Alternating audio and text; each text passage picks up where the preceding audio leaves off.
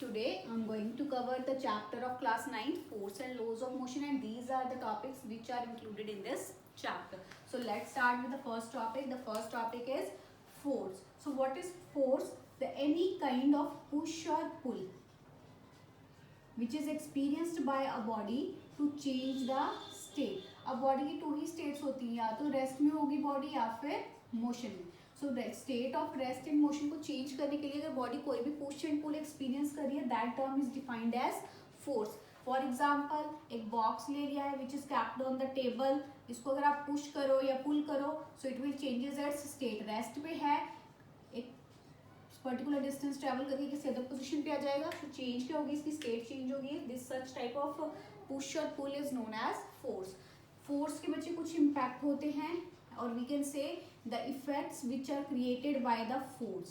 सो जब भी किसी बॉडी पे फोर्स लगेगी there are some effects. The first one is there is a change in state. वो भी बताया मैंने कि या तो बॉडी रेस्ट में है या फिर मोशन में है, उसकी स्टेट में क्या आएगा, चेंज आएगा. रेस्ट वाली मूव करना स्टार्ट करेगी, मूव वाली रेस्ट में आ सकती है. So these are some effects which are produced by force. Second is change in the shape. Like एक रबर बॉल ले लिए बच्चे, स्पॉन्जी जो बॉल जाती है रबर की, उसको अगर आप ज्यादा फोर्स अप्लाई करो तो क्या होगा, उसको प्रेस करो तो उसकी शेप में चेंज आएगा. So force also causes the change in the shape. Then force also causes change in direction. Okay, direction में भी चेंज आता है फोर्स अप्लाई करने से. Like kicking a football, football जरूरी नहीं स्ट्रेट लाइन में जाए, किसी भी डायरेक्शन में जा सकता है. And the next one is it also changes the speed of the body. Body की स्पीड में भी क्या आता है, चेंज आता है. लाइक किकिंग का फुटबॉल, फुटबॉल रेस्ट में था, उसको किक किया तो उसकी स्पीड इंक्रीज करती है. So also effects of the forces that it changes the speed. So these are some parameters जो क्या है फोर्स अप्लाई करने से चेंज हो जाते हैं. Next is friction. So what is this friction? Friction is also type of force but it is a opposing force. कैसी force है ये? अपोजिंग फोर्स है. अगर बॉडी मोशन में है या फिर tends to move more. Okay, body या तो मोशन में है या फिर ट्राई कर रही है मूव करने के लिए, तो एक फोर्स एग्जिस्टेंस में आ रही है, that force is known as friction. और कैसी फोर्स है? अपोजिंग. ये ऑलवेज लगती है opposite to the direction of motion. Motion की डायरेक्शन से ऑलवेज ऑपोजिट. लाइक आप अर्थ पे वॉक कर पा रहे हो due to the phenomena of friction. Okay, like सबसे कॉमन एग्जांपल है आप फुटवेयर खरीदते हो तो नीचे का क्या करते हो, उसका स्टेप चेक करते हो कि क्या है, वो प्लेन तो नहीं है. ठीक है, प्लेन है, सोल वगैरह चेक करते हो, प्लेन तो नहीं है. अगर प्लेन होगी तो आप उसको नहीं परचेज करते. क्यों? क्योंकि वो अपोजिंग फोर्स क्रिएट नहीं कर पाएगा, जिससे स्लिप होने के चांसेस ज्यादा हो जाते हैं. सो कैसी फोर्स है फ्रिक्शन? अपोजिंग फोर्स है जो मोशन को क्या करती है, रिटार्ड. रिटार्ड मीन्स अपोज करेगी, मोशन को रोकेगी. Then next is types of forces. Forces बच्चे बेसिकली टू टाइप की हैं. One is balanced force and second one is unbalanced force. पहले डेफिनेशन कर लेते हैं फिर एग्जांपल करते हैं इसका. बैलेंस्ड फोर्स क्या होती है?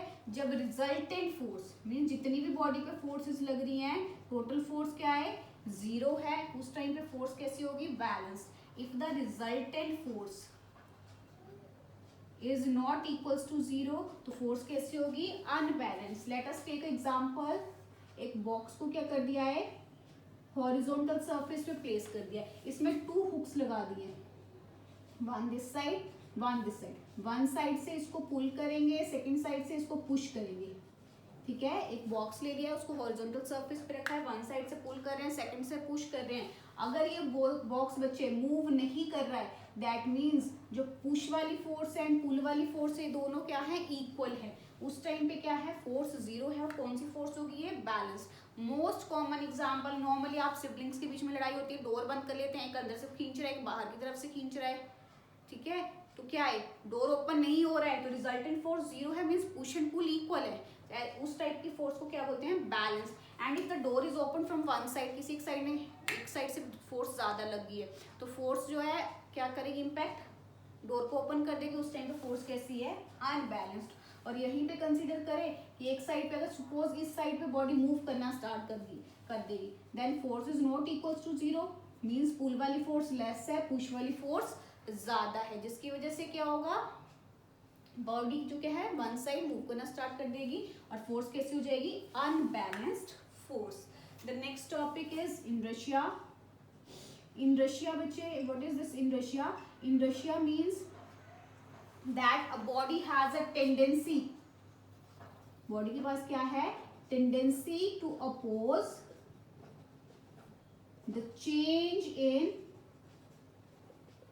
स्टेट ऑफ रेस्ट और मोशन। बॉडी के पास अपनी कैपेसिटी है कि वो अपनी स्टेट को चेंज करना चाहती है कि नहीं चाहती है, that property is known as inertia. Like एक मैंने बॉक्स रखा है, ये वाला एग्जांपल ले लो, बॉक्स रखा है हॉरिजॉन्टल सरफेस पे, तो हॉरिजॉन्टल सरफेस पे वो बॉक्स कैसा है, it is in the position of rest, तो ये अपने आप तो मूव नहीं करेगा, इसकी क्या टेंडेंसी है कि अपनी रेस्ट की पोजीशन को मेंटेन करे, पर जैसे ही थोड़ी सी फोर्स अप्लाई करेंगे ये बॉडी क्या होगी, और ये ऑब्जेक्ट क्या करेगा, सेकंड पोजीशन पे डिस्प्लेस हो जाएगा। So that depends upon the mass, but basically इसकी क्या प्रॉपर्टी है कि अपनी मोशन को क्या करेगा, रेजिस्ट करेगा। Okay, so tendency to oppose the change in the state और the tendency to resist any change. Second definition क्या देख सकते हैं, the tendency to resist any change, एक नेचुरल फिनोमेना है कि आपकी वो जो पोजीशन कंफर्टेबल लगती है आप उसी में रहना पसंद करते हैं। सेम एक इनर्शिया भी नेचुरल फिनोमेना है कि बॉडी की जो स्टेट है वो उसको मेंटेन करना चाहती है, और उसी फिनोमेना को नेम कर दिया inertia. There are 3 types of inertia. First one is inertia of rest. Inertia of rest का मतलब क्या है, body has a tendency to resist any change in the state of rest। Body क्या करेगी, rest की state को change नहीं करना चाहेगी, उस टाइप के इनर्शिया को क्या बोलते हैं, inertia of rest. Very common example that the passengers which are sitting in a bus they feel backward jerk, पीछे की तरफ को झटका लगता है व्हेन बस सडनली स्टार्ट्स मूविंग। ठीक है, बस एकदम से चलना स्टार्ट होती है तो जो पर्सन उसमें बैठे, पैसेंजर उसमें बैठे, उनको एक बैकवर्ड जर्क लगता है। ओके, पीछे की तरफ को झटका लगता है, that is due to the inertia of rest. Now we will discuss it कि कैसे होता है। Okay, let us suppose this is a bus, इसमें पैसेंजर बच्चे क्या है, सिटिंग पोजीशन में है। ठीक है, पैसेंजर बैठे हैं। नाउ व्हाट हैपन, जो पैसेंजर के फीट हैं, the feet of the passenger they are in contact with the bus, वो बस के क्या है, कांटेक्ट में। तो जैसे ही बस मोशन में आएगी, फीट भी किस में आ जाएंगे, मोशन में, बट द अपर बॉडी, जो ऊपर की बॉडी है वो तो क्या करेगी, उसकी एक अपनी कैपेसिटी कि वो कौन सी स्टेट को प्रेफर करेगी, रेस्ट की स्टेट को।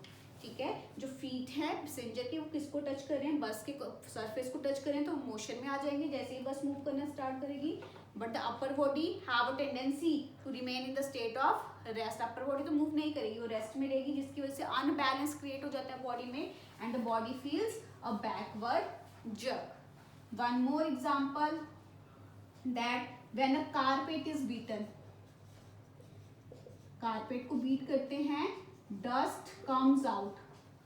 ये भी बहुत कॉमन एग्जांपल है कि जैसे आपने कारपेट को लिया तो बॉल के साथ उसको क्या करो, बीट करना स्टार्ट करो या स्टिक के साथ करो, तो डस्ट जो है वो नीचे गिरती जाती है।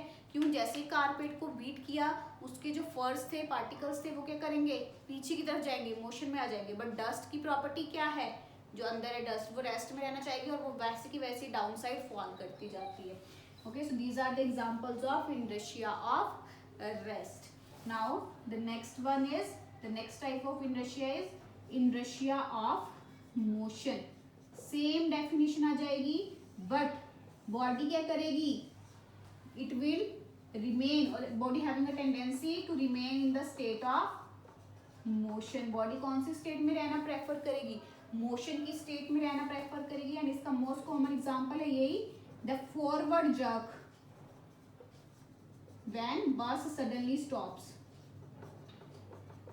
when bus suddenly stops। ठीक है, कि बस एकदम से रुकती है तो क्या होता है, फॉरवर्ड आगे की तरफ को झटका लगता है। मोस्ट कॉमन एग्जांपल ले लो, आप कार में बैठे हो, किसी भी व्हीकल में बैठे हो, एकदम से ब्रेक अप्लाई करते हैं तो आगे की तरफ को जाते हैं ना, that is the forward jerk. Same condition कि जो फीट है वो कॉन्टेक्ट में है, ठीक है, चाहे कार है चाहे बस है, तो कौन सी स्टेट में आ जाएंगे, एकदम से जैसे ही कार एकदम स्टॉप होगी वो रेस्ट में आ जाएंगे, अपर बॉडी तो मोशन में थी।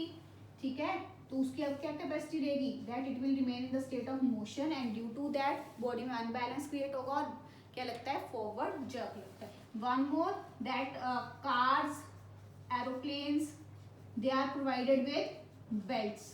ठीक है, बेल्ट्स लगी होती हैं. क्यों लगी होती है, सेम रीजन कि एकदम से जब ब्रेक लगेगी, एकदम से फॉरवर्ड जर्क लगेगा तो उससे कोई इंजरी ना हो. That's why the cars and the some vehicles are provided with the belts.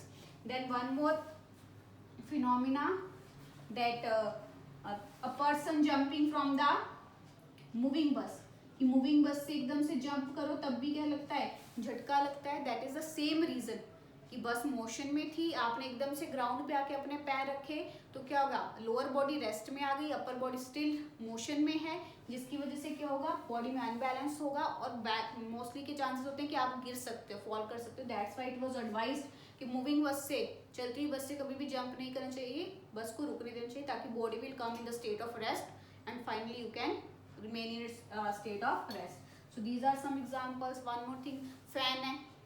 ठीक है, आपने फैन को क्या किया, स्विच ऑफ कर दिया, स्टिल फैन थोड़ी देर तक क्या करता है, रोटेट करता रहता है. सेम कि फैन किस में था, रोटेशन में था. इसकी कैपेसिटी क्या है, इसकी टेंडेंसी है, ओके, नेचुरल फिनोमिना, इसकी टेंडेंसी है to remain in the state of motion.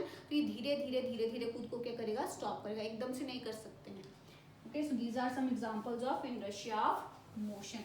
The last type of inertia that is the inertia of direction. That means body क्या करेगी, एक पर्टिकुलर डायरेक्शन में रहना पसंद करेगी.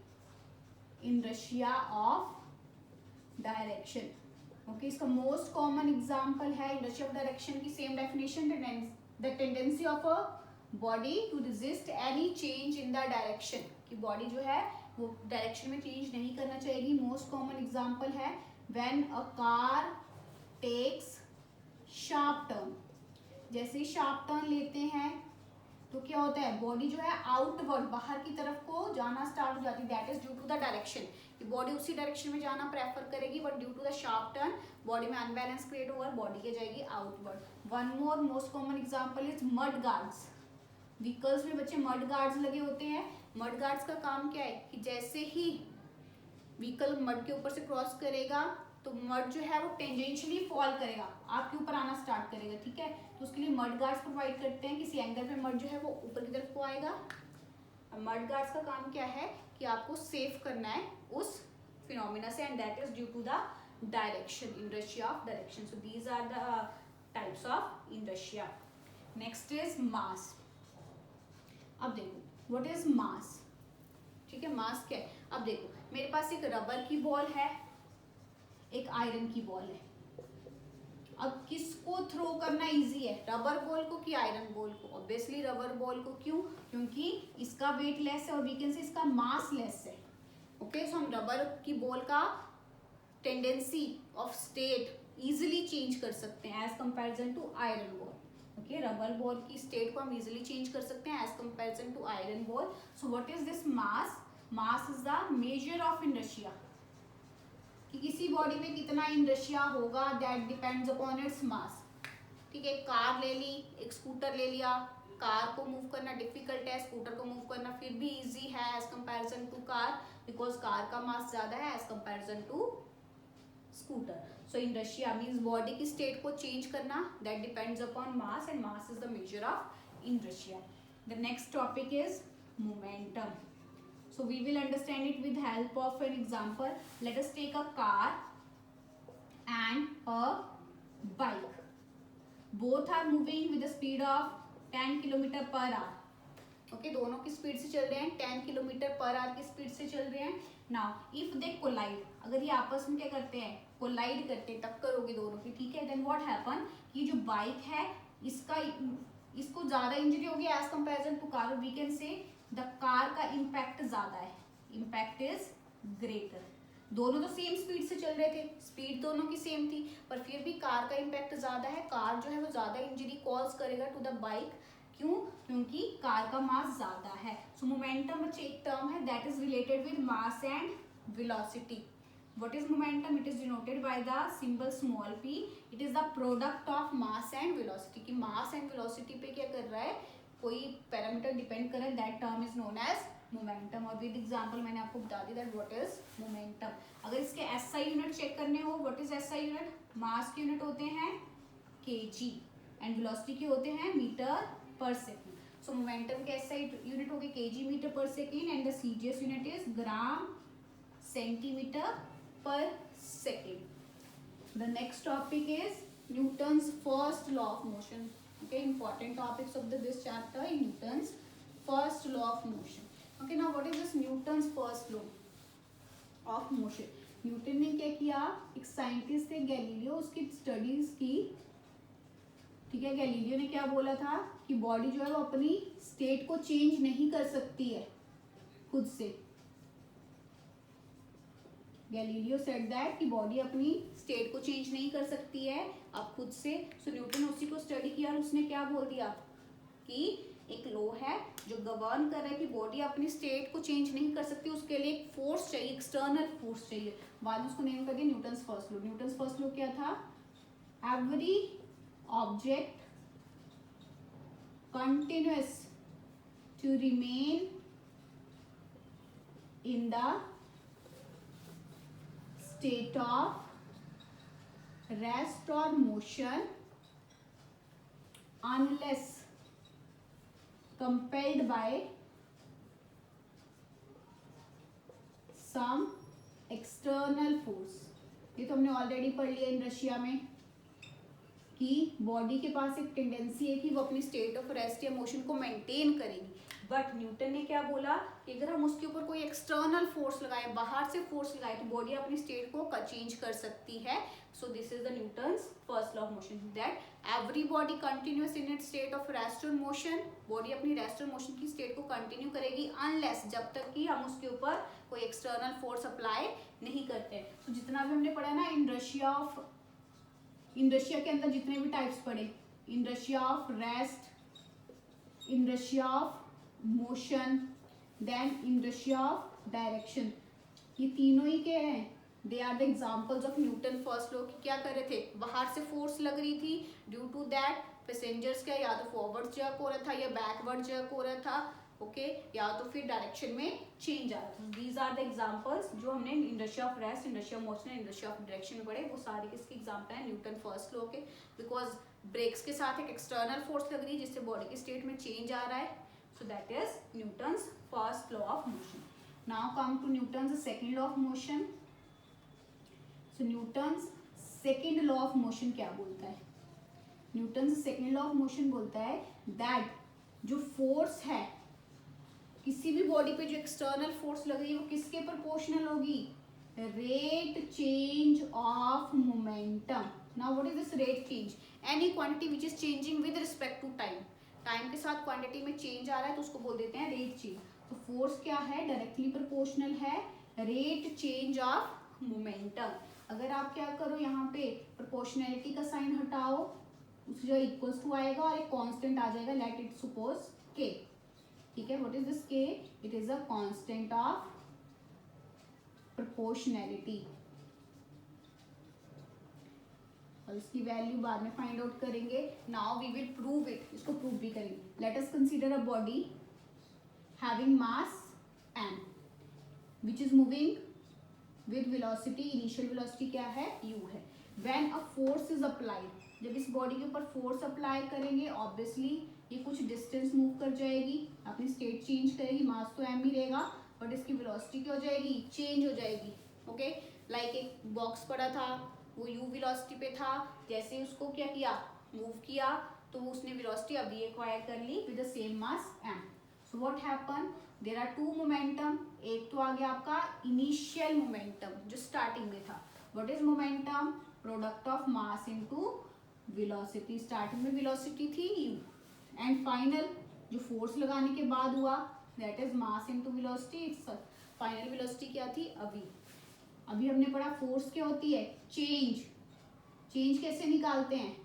Final value minus initial value divided by the time t। Now final क्या है? m/v, initial क्या है? mu divided by t। m दोनों में कॉमन है, अंदर रह गया v minus u upon t। This is the force which is acting on a body as we study एक इक्वेशन पढ़ी हमने दैट a v equals to equations of state, a v equals to ut u plus at. This is the equation.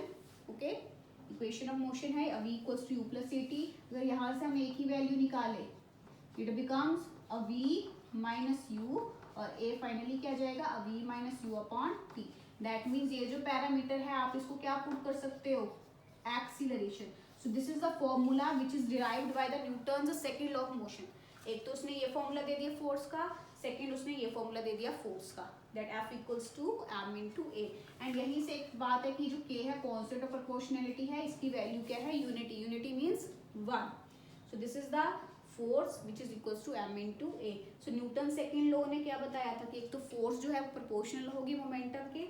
Secondly इसने क्या बताया another definition of force कि force किसका product है mass and acceleration.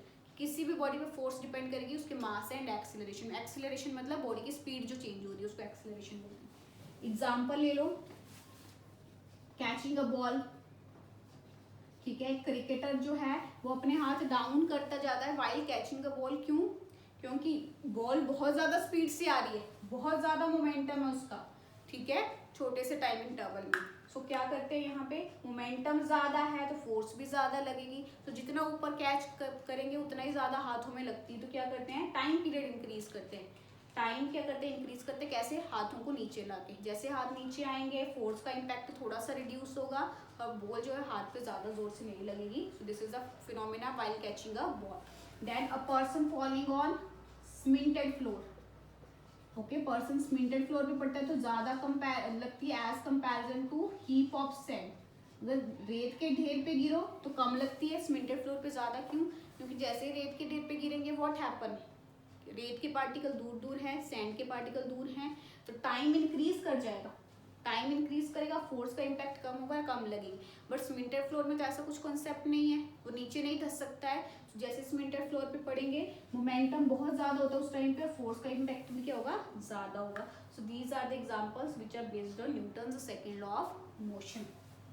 Then one more law is given by Newton, that is the Newton's third law of motion, which is the last topic of this chapter. So what is this Newton's third law of motion? That every action has equal and opposite reaction. ठीक है, हर एक action का reaction होगा ही होगा. Okay, it is confirmed. Now we will study it with the help of example. Most common example ले लो. ठीक है, आप बोट पे हो. ठीक है, बोट में क्या है जैसे ही बोट से बाहर आते हैं अंदर की तरफ जाते हैं, बाहर आने का ले लो. बोट से बाहर आते हैं तो आप क्या करते हो, एक पैर आपका यहाँ है एक फ्लोर पे होगा. तो जैसे ही आप फ्लोर पे जंप करोगे आप अपने बैक वाले फुट से क्या करते हो बोट को बैकवर्ड पुश करते हो. तो ये एक्शन हुआ जो आप अर्थ पे जा रहे हो और बैकवर्ड फोर्स से क्या कर रहे हो उसको बैक फुट से बोट को बैक कर रहे हो. That is the reaction. One more example कि आपने क्या कर दिया firing a bullet from gun. So it was advised कि गन को बहुत टाइट पकड़ना है शोल्डर से. क्यों? क्योंकि जैसे ही बुलेट आगे की तरफ को जाएगी फायर होने के बाद गन क्या करती है बैकवर्ड आती है. ओके, जैसे ही बुलेट फायर करेंगे गन में से this bullet will go forward और ये गन जो है ये क्या आएगी बैकवर्ड आएगी. सो बुलेट एक्शन कर रही है एंड गन जो है वो रिएक्शन दे रही है बाय रिकॉइलिंग. एंड इस फिनोमेना को बोलते हैं recoil of gun. Gun backward आ रही है. क्यों आ रही है? Due to the action reaction phenomena. और भी बहुत सारे एग्जांपल है. We are walking on the earth. Earth पे वॉक कर रहे हैं सो हम अर्थ के ऊपर प्रेशर अप्लाई करते हैं with the help of feet. In return earth भी फोर्स अप्लाई करेगी. That's why we are able to walk on the earth. These are some common examples of the action and reaction law. That is the Newton's third law of motion. So these are the main topics which I have covered under this chapter. Okay, so thank you for today and next we will discuss